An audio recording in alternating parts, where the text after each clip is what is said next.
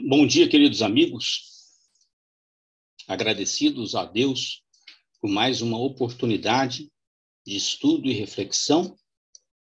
Vamos iniciando o nosso domingo com mais um ensejo de aprendizagem e com o maravilhoso evangelho do Mestre Jesus, compartilhando também de alguns pensamentos de Santo Agostinho. Nosso tema, neste dia, divide-se em duas partes. A primeira é o momento em que Jesus convida-nos a transmentalizarmos, como também a entrarmos em uma nova dimensão de consciência, inédita e inaudita, porém paradoxalmente grandiosa. Veremos que não adianta ouvirmos 1000 palestras sobre a máxima crística: bem-aventurados os tristes, porque eles serão consolados. É preciso que cada um realize dentro de si a bem-aventurança. É necessário que o amigo, a amiga, que por aqui nos acompanha, depois de nossa pequena reflexão, se esvazie de todos os conteúdos de seu ego humano, procurando nada sentir, nada pensar, nada querer, expondo-se incondicionalmente à invasão da plenitude divina proclamada por Jesus na sua bem-aventurança de consolo e, por extensão, de felicidade. É preciso que o amigo, após encerrar nossa falação aqui no YouTube, na sequência, feche também seus olhos físicos e abra de par em par os olhos da alma, a fim de intuir e viver espiritualmente aquilo que pessoa alguma, palestrante algum, lhe pode explicar intelectualmente. Quem pensa ter compreendido o sentido real das palavras de Jesus, bem-aventurados os aflitos, ou os que choram, ou ainda os tristes, pois serão consolados, pelo simples fato de ter ouvido uma ou mais vezes uma conferência, palestra, exposição, ou até de ter lido alguma interpretação deste ou daquele teólogo, filósofo, pensador, está vivendo uma funesta ilusão. Para essa vivência íntima do Espírito do Cristo, proposto em sua bem-aventurança, necessitamos de um grande silêncio. Silêncio material, mental e emocional. E mais do que isso, de uma profunda contemplação interior. Na segunda parte de nossa exposição de hoje, nos apoiaremos no capítulo 5 do Evangelho segundo o Espiritismo, que nos traz um texto sempre presente nos meus estudos e que sempre me provocou a pensar: O Mal e o Remédio, de Santo Agostinho. E por já termos avançado algo sobre a primeira parte, a da bem-aventurança, seguimos por aqui, na reflexão proposta por Agostinho. No texto kardeciano, a frase é nos proposta sobre a forma de uma assertiva, ou seja, como uma confirmação: o mal e o remédio, usando uma conjunção aditiva e através do ponto final. A conjunção aditiva e liga as palavras mal e remédio, estabelecendo uma relação de adição entre as duas ideias.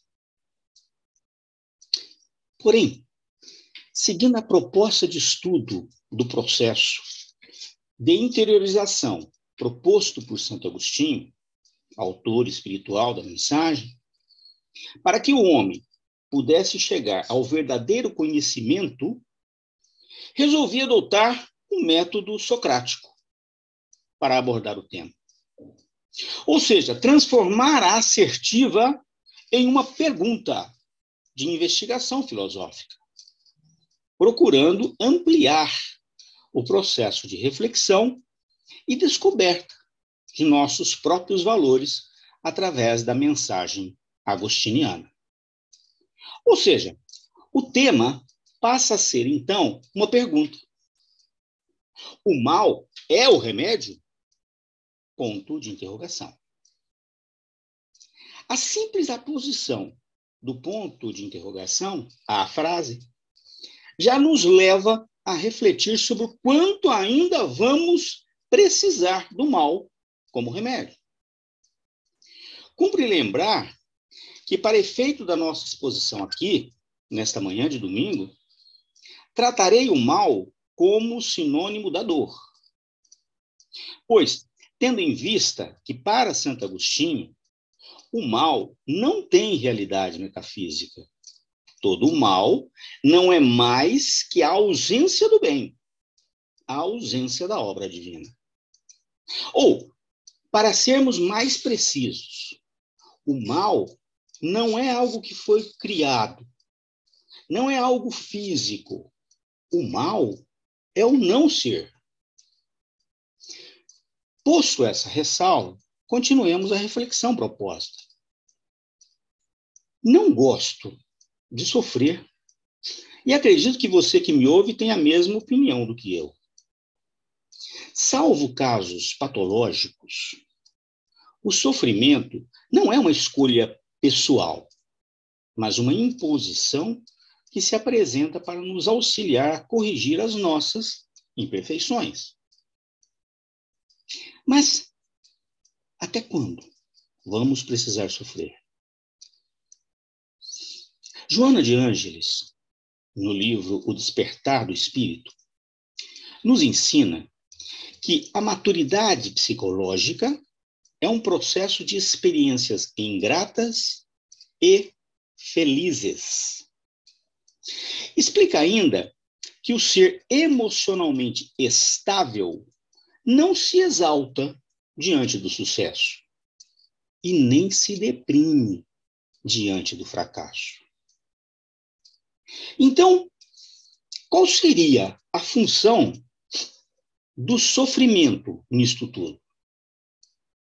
A função é unicamente a do despertamento das nossas potencialidades positivas para combater as nossas imperfeições. Sofremos por tudo aquilo que não aprendemos espontaneamente. Quando estamos diante de uma situação da vida que pode nos trazer aflição e ou tristeza, temos que prestar atenção, porque certamente estamos diante de uma prova, ou seja, de uma situação que deveria ter nos ensinado um caminho ou uma solução diferente e que ainda não a enxergamos. No momento em que paramos de dar as mesmas respostas para os velhos problemas, eles deixam a nossa vida. Passamos na prova. Aliás, no Evangelho segundo o Espiritismo, os Espíritos nos explicam que Deus é um Pai melhor do que os pais humanos. E afirmam que se nós, que somos imperfeitos, sofremos com a dor de um filho, nosso Pai também se compadece das nossas aflições. Aí é que entra a saída para as nossas dores. Quanto mais rápido nos propusermos a aprender, quanto mais nos conhecermos e entendermos as nossas deficiências morais e as ações necessárias para mudarmos, mais rápido vamos deixando o sofrimento para trás. Ele vai deixando de ser necessário para o nosso aprendizado, na medida em que amadurecemos e compreendemos como corrigir a nós mesmos sem a cutucada da dor. Para isso, temos que nos autoconhecer. Para mim, esta é a grande lição de Agostinho. Também descrita pelo mesmo Santo Agostinho, através da pergunta 919, publicada no Livro dos Espíritos. E o que isso significa? Significa que temos que ser super sinceros conosco mesmos e pararmos de arrumar falsas desculpas para as nossas falhas e vícios de comportamento. Significa que é sempre melhor corrigirmos a nós mesmos do que esperar a cutucada da dor. Não é tão difícil. É só observarmos as nossas reações e sentimentos diante das situações que nos desestabilizam. O que nos desequilibra? Aí é que estão as nossas fragilidades. Se você não consegue ver por si mesmo, e tem filhos, netos, sobrinhos, ainda no período infantil, pergunte a eles. Crianças, notadamente filhos, sempre conhecem as nossas fraquezas melhor do que nós mesmos. Amar-se significa conhecer a si mesmo, corrigir-se e gostar da imagem verdadeira que se projeta como fruto das nossas correções. A dor, essa pode ficar no passado. Tecidas essas considerações, penso que já podemos voltar à origem de nossa exposição, a sua primeira parte. Bem-aventurados os tristes. Penso ser importante, antes de adentrarmos propriamente na reflexão sobre a proposta desta bem-aventurança, compreender de que modo a felicidade ou beatitude era entendida no contexto da narrativa evangélica escrita por Mateus e por Lucas.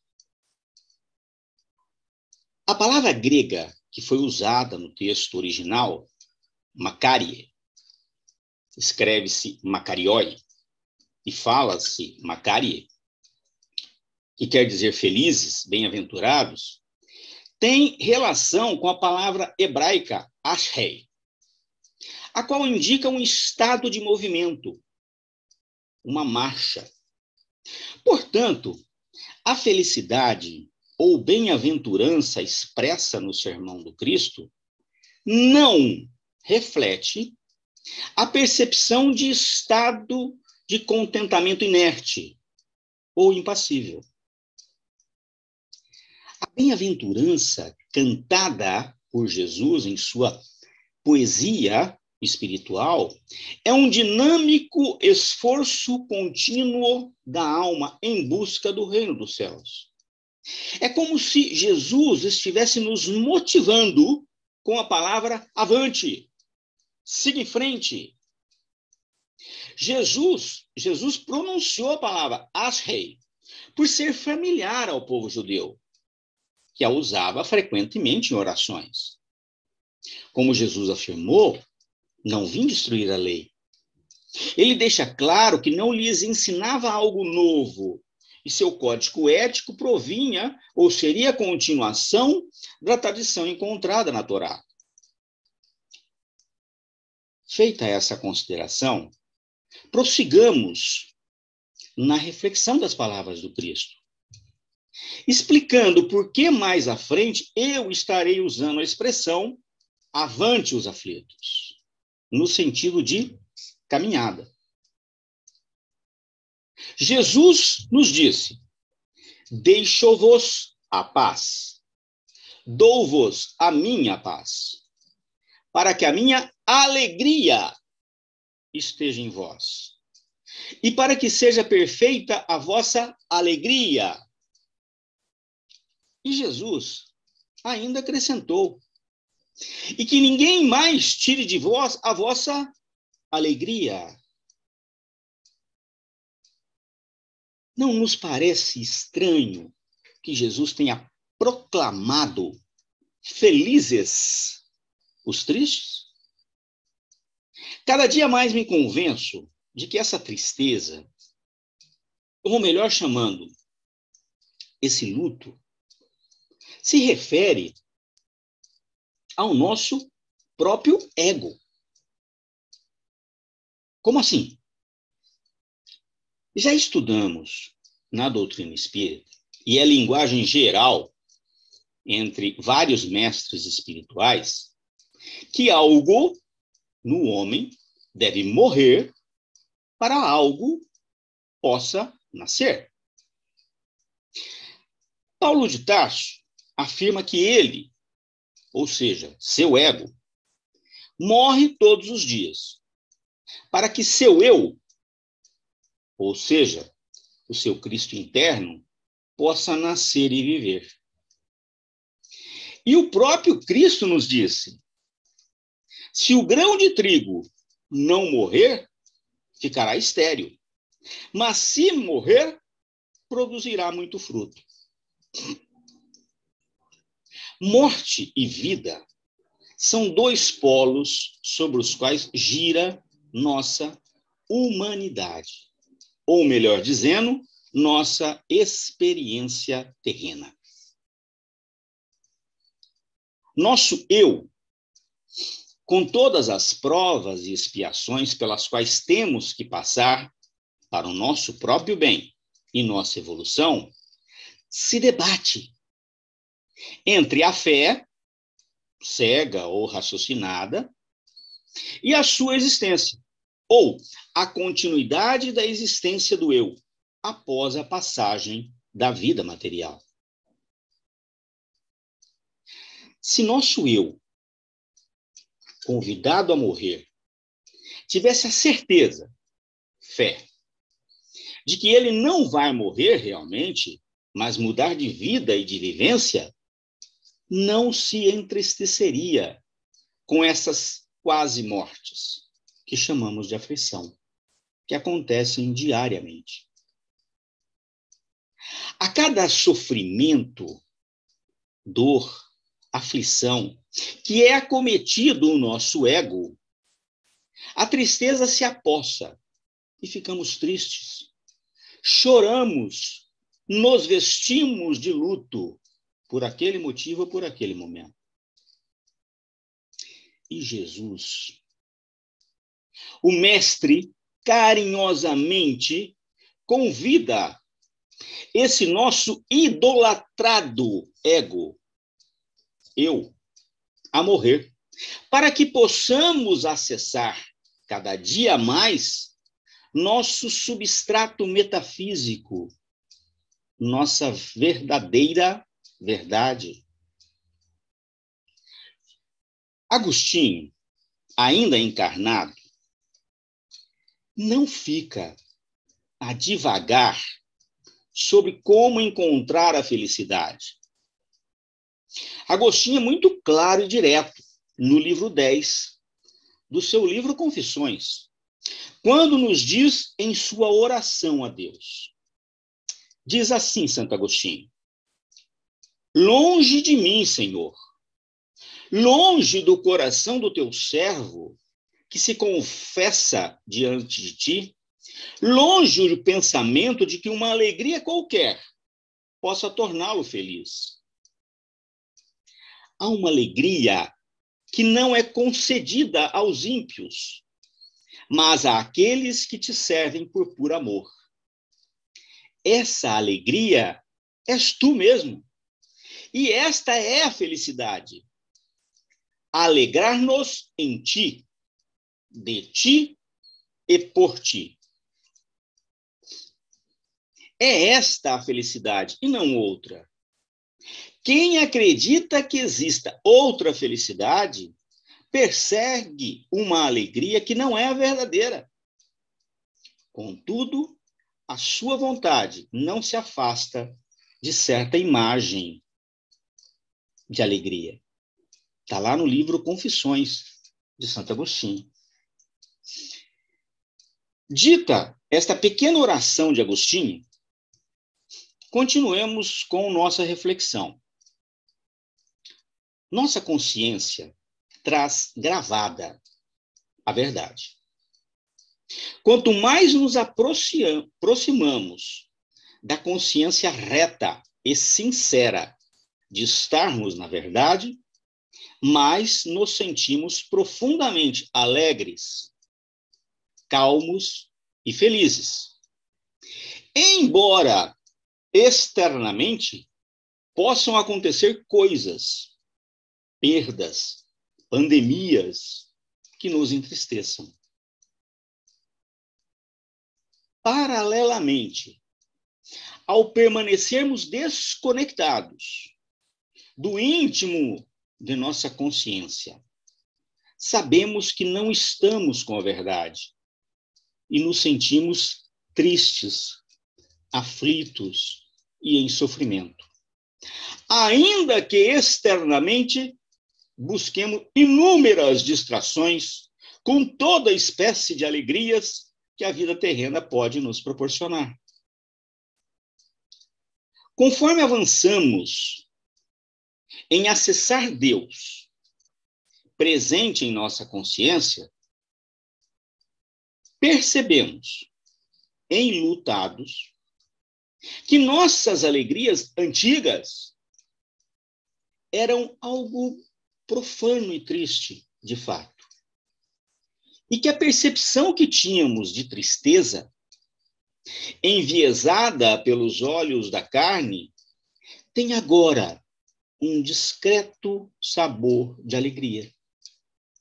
Não dessa alegria ruidosa, que aqueles que não têm a fé chamam de alegria, mas uma alegria diferente, que existe uma camada mais profunda da nossa eterna existência.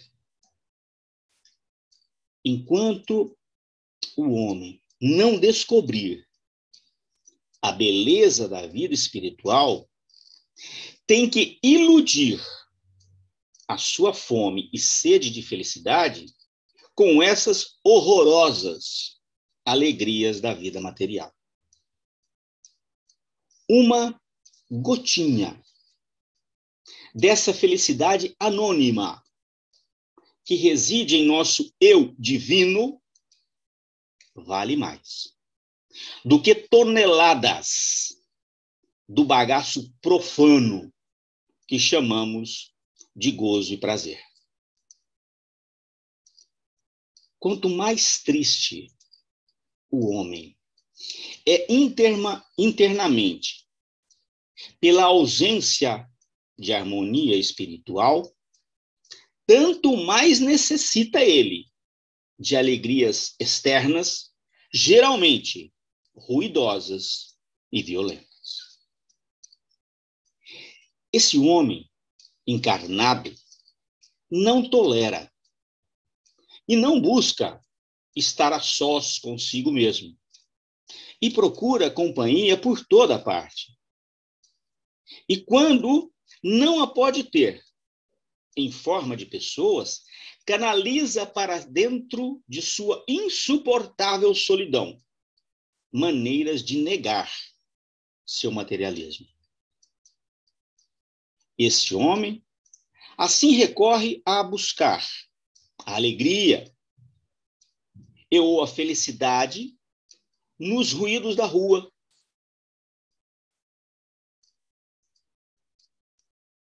nos telejornais, nos filmes e seriados da Netflix e quantos streams ele conseguir assinar, na viagem de férias, na participação em grupos ou comunidades, nos jogos de futebol, no churrasco com os amigos, nas baladas noturnas. nas guloseimas que sustentam a gula, nas bebidas que entorpecem os sentidos, entre tantas outras formas.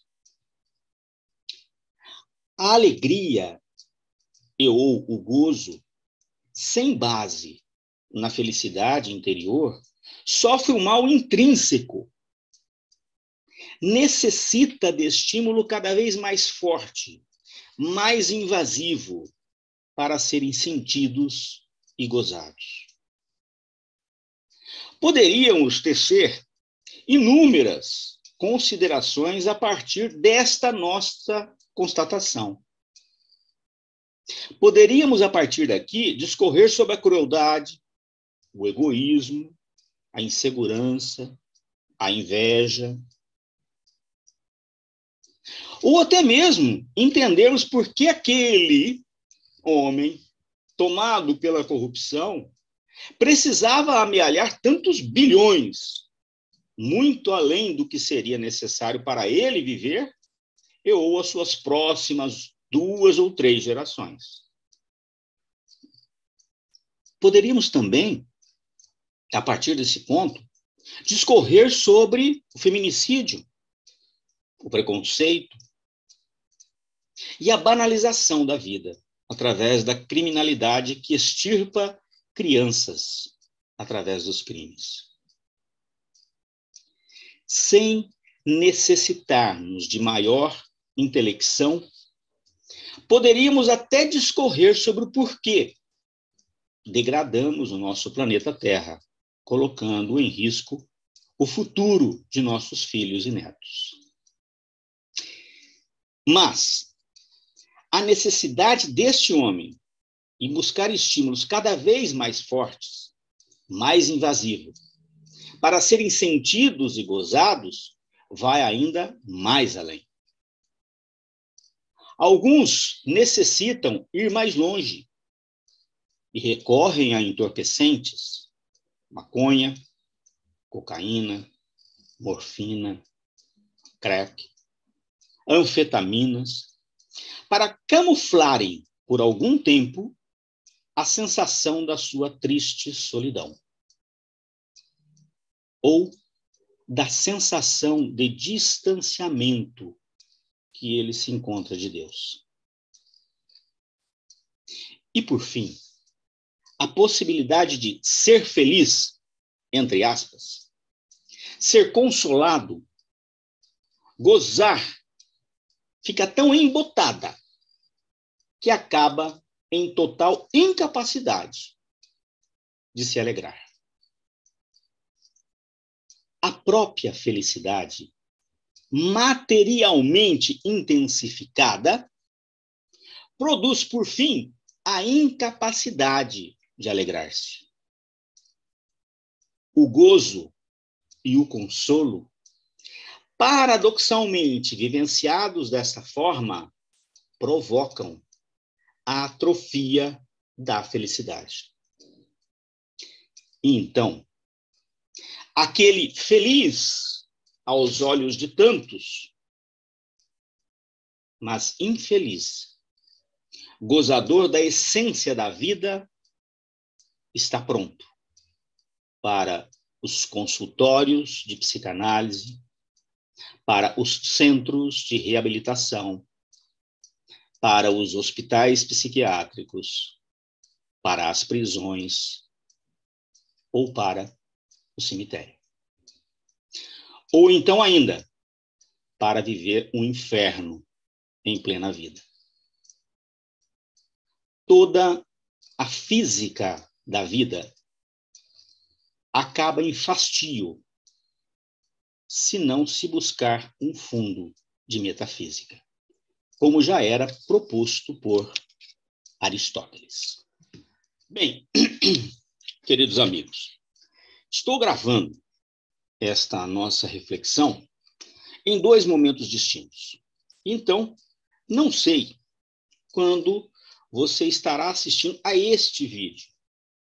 Assim, peço licença à sua generosidade para repetir as últimas ideias expostas na palestra anterior, para que possamos avançar ao final desta nossa proposta de reflexão. Anteriormente, eu havia falado que a própria felicidade, quando materialmente intensificada, ou seja, fortemente vivida pelas sensações materiais, produz, por fim, a incapacidade de alegrar-se. O gozo e o consolo, paradoxalmente vivenciados dessa forma, provocam a atrofia da felicidade.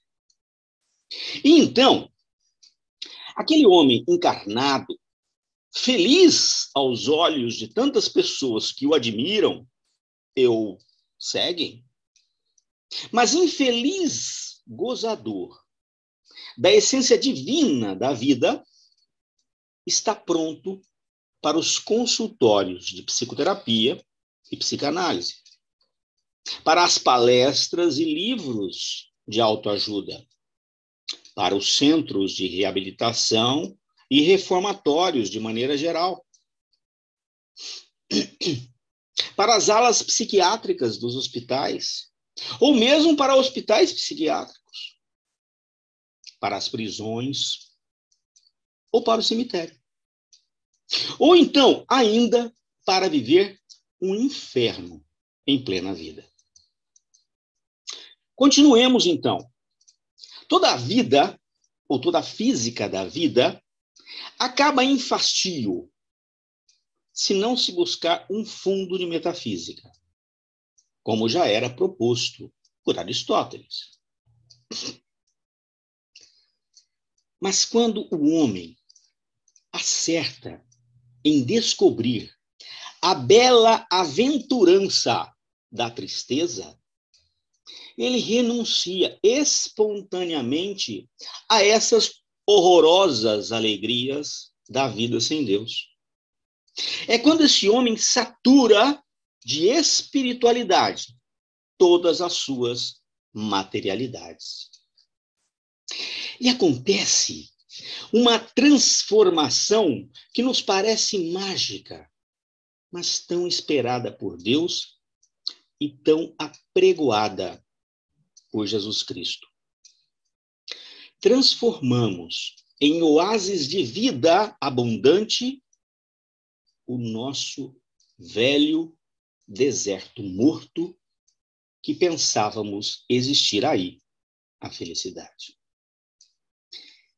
Esse homem, agora transformado, e que poderíamos chamar alegoricamente de enlutado felizardo, pode finalmente compreender a segunda parte da bem-aventurança. Ele compreende que a consolação de que Cristo fala não é algo que venha depois da tristeza, mas é uma espécie de quintessência dessa mesma tristeza, vista agora sobre outro prisma, contemplada de outra perspectiva e dimensão. Assim, ao se habituar, um dia de cada vez, pouco a pouco, aos graus da sua espiritualidade e, consequentemente, ir se distanciando ou se enlutando da sua materialidade, o homem passa a não necessitar de estímulos violentos ou invasivos do mundo para sentir alegria.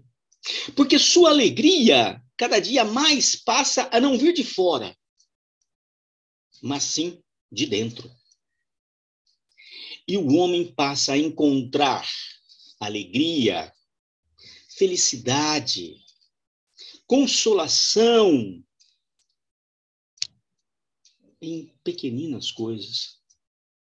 Em uma florzinha à beira da estrada, no arco-íris de ipês floridos de Brasília, naquele sorriso de uma criança que cruza o seu caminho, no próximo quilômetro caminhado, no nascer e no pôr do sol, pintando a vida com multicores de um quadro divino. Basta uma leve brisa do vento, um copo refrescante de água, um bom dia recebido presencial ou virtualmente, a oportunidade de expor seus pensamentos em uma palestra, o cheiro do café coado, ou a chuva que bate na terra, tudo enche de alegria, suave e pura, a alma desse homem, porque ela está cada dia mais afinada pelas vibrações delicadas que chegam das luminosas alturas de Deus. E as fontes da sua alegria passam a brotar por toda parte. Nem mesmo é necessário que ele saia de casa para encontrar motivos de alegria, porque a sua alegria é de qualidade, que não está sujeita às categorias de tempo e espaço, como as alegrias ruidosas e grosseiras do homem iludido. Podemos dizer que um único milímetro desta alegria qualidade oferece maior consolo e felicidade do que quilômetros de alegria quantidade. Esse homem não espera trocar a sua tristeza, conceito material e terreno, por alguma consolação. Ele espera apenas conservar para sempre sua nova clarividência e, se possível, ampliá-la mais e mais. E poder contemplar, seja nesta vida corpórea ou depois do seu desencarne, a realidade do seu eu verdadeiro, para além de todas as felicidades do seu ego ilusório.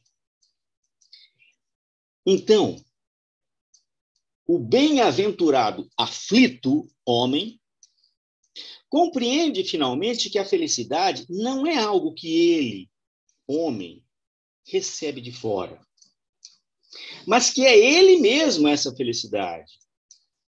E é mais consolado quanto mais se conscientiza da sua realidade divina de dentro dele mesmo.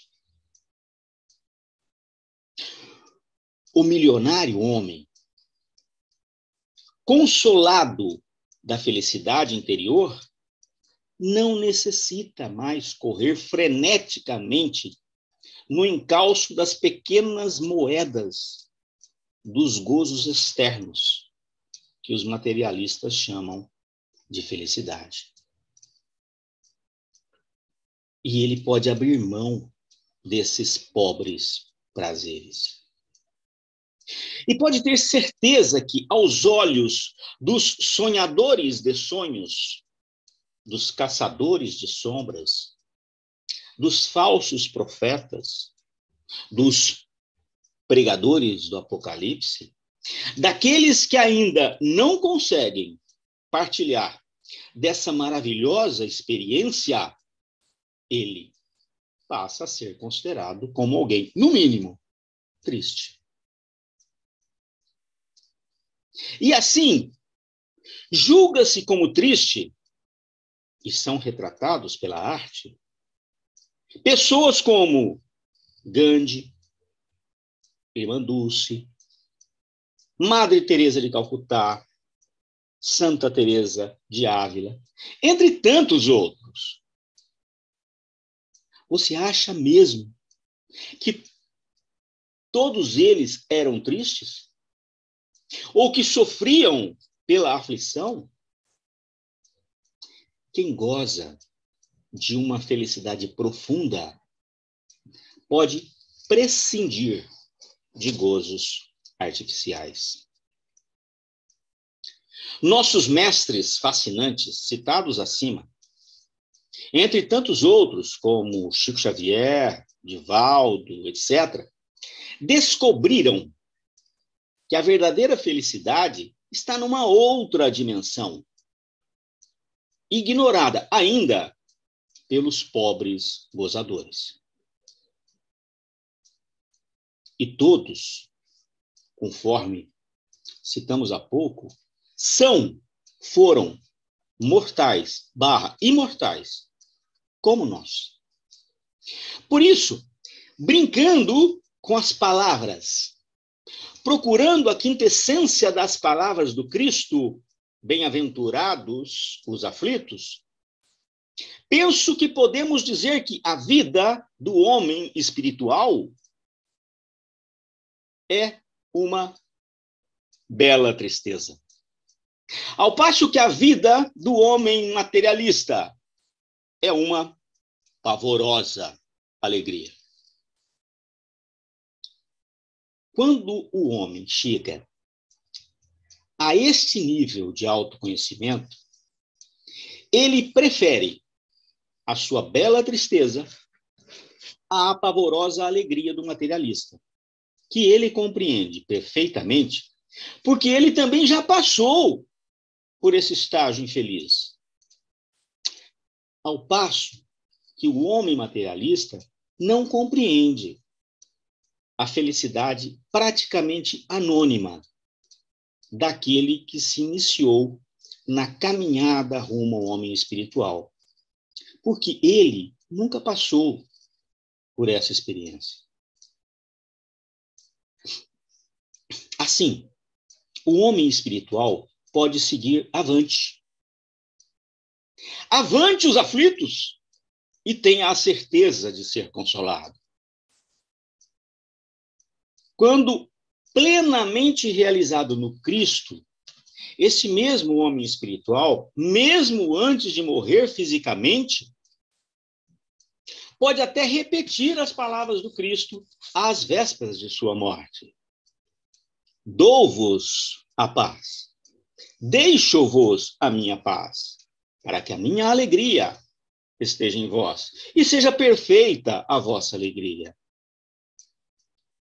O alegre, felizar do homem espiritual, que não mais baseia a sua felicidade em gozos externos, pode até usar ou usufruir das alegrias materialistas, mas as utiliza como simples condimentos ou acessórios, pois também pode gozar das belezas que Deus lhe proporciona na sua vida terrena, sem correr o risco de fastio futuramente, nem sentir náuseas pela supersaturação.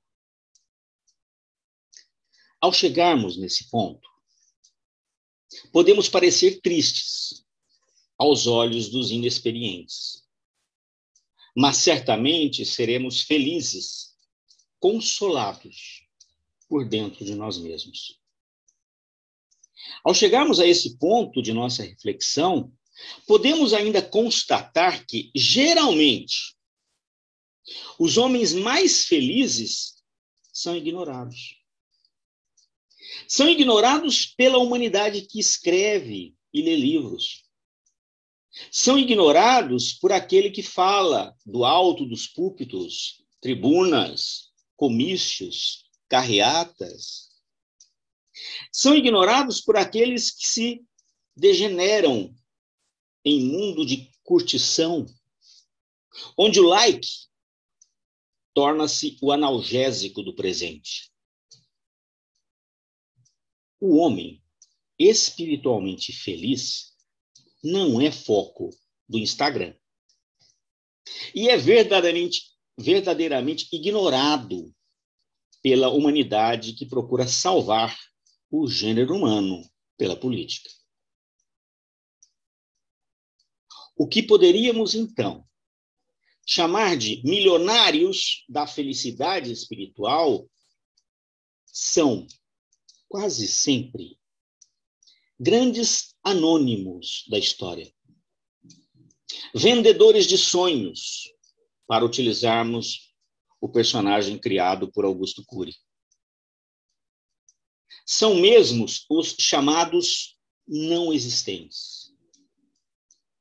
O grande exército dos bem-aventurados não aparece nos melhores descritivos populacionais e nem nos cadastros estatísticos. O homem espiritual, aflito pelo seu desejo interior de acessar a divindade e consolado pelo Cristo, é um irmão anônimo. Eles sempre estão presentes em toda parte onde haja serviços a prestar.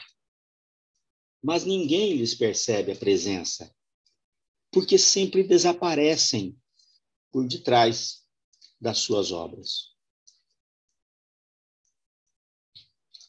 Os muitos e ruidosos homens materialistas que publicam seus sorrisos por todas as mídias sociais existentes e que se servem das suas obras como fogo de artifício e deslumbramento pirotécnico para iluminar a sua própria personalidade, não fazem parte da mesma fraternidade consoladora dos aflitos da espiritualidade, porque ainda não aprenderam a se eclipsarem no anonimato da benevolência universal.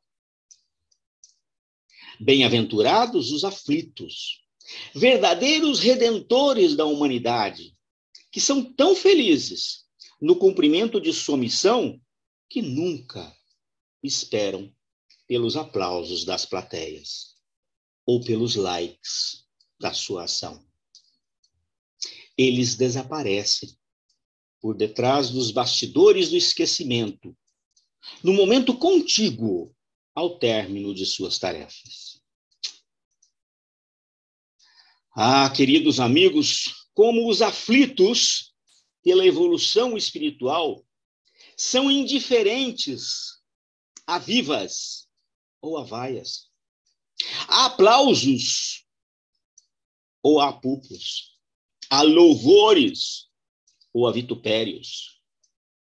Porque eles, aflitos que serão consolados, vivem no mundo da silenciosa e profunda verticalidade invisível que busca a ascensão ao Pai. Incompreendidos pelos habitantes da ruidosa horizontalidade visível, que andam, mas que não são capazes de sair do lugar.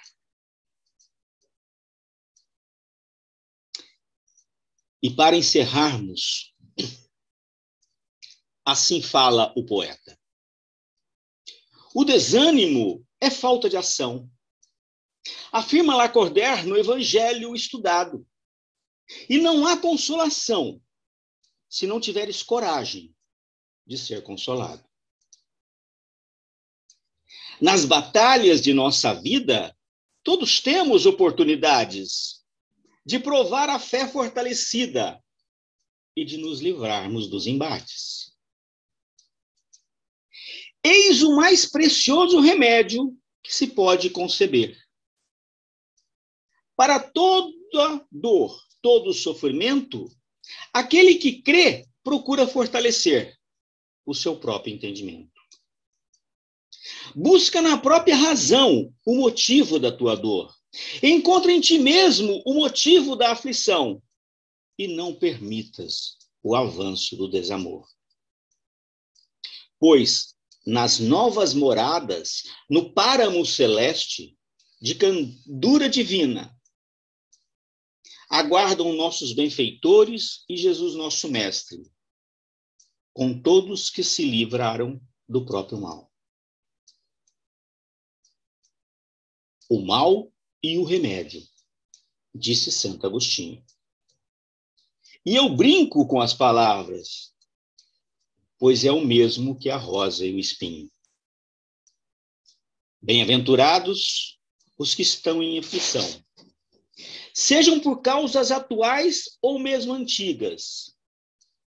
Quem se pôs a caminhar, avante, diz o Cristo a motivar, consolado será na rota da perfeição.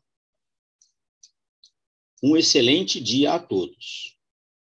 Bem-aventurados os que são tristes. Bem-aventurados os aflitos. Bem-aventurados os que choram, porque serão consolados.